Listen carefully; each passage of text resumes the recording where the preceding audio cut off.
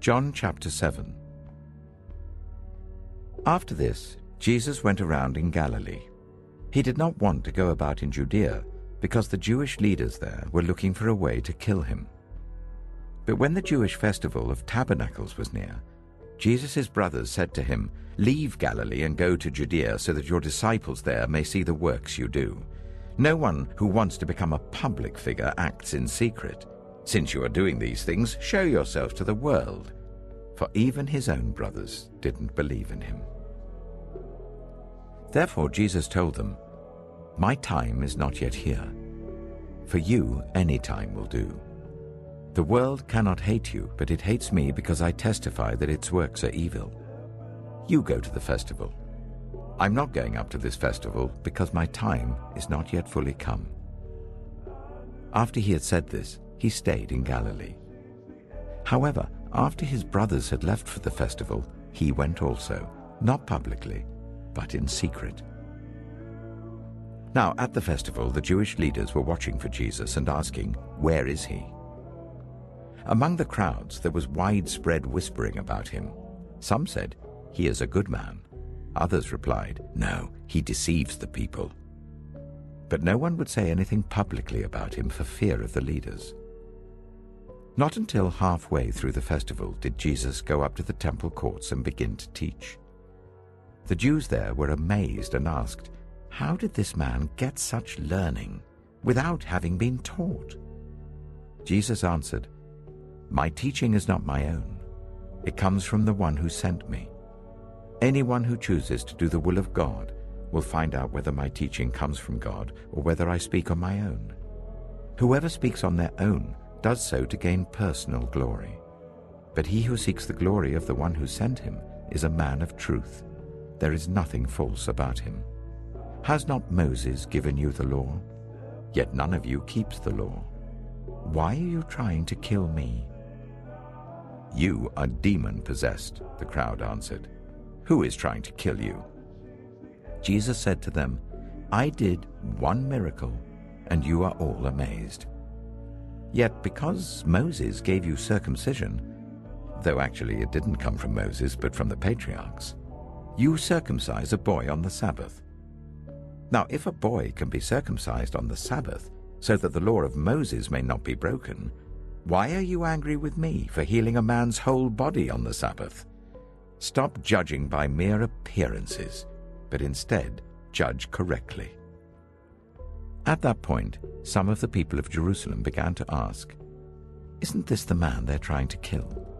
Here he is speaking publicly, and they're not saying a word to him.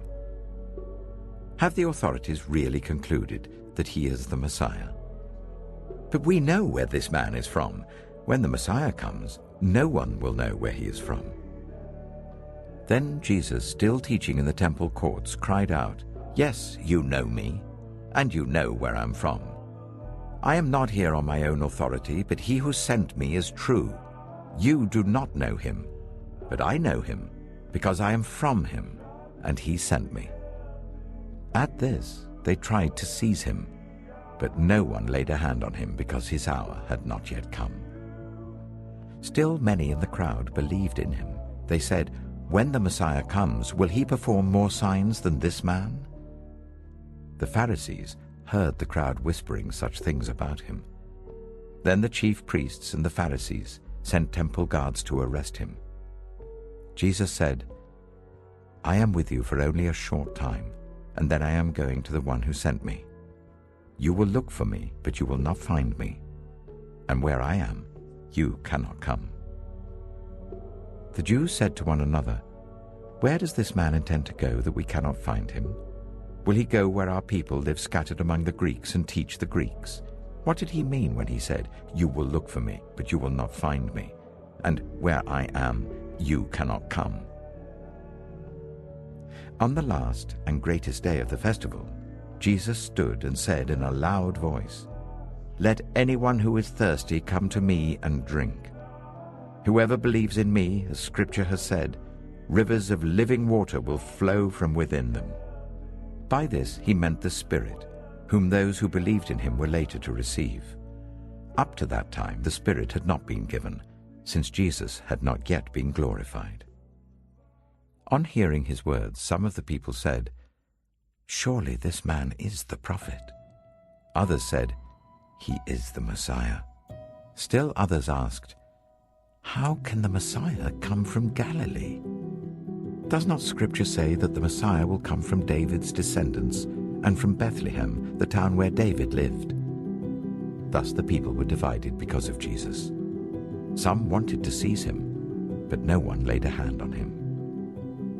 Finally, the temple guards went back to the chief priests and the Pharisees, who asked them, "Why didn't you bring him in?" "Well, no one ever spoke the way this man does," the guards replied.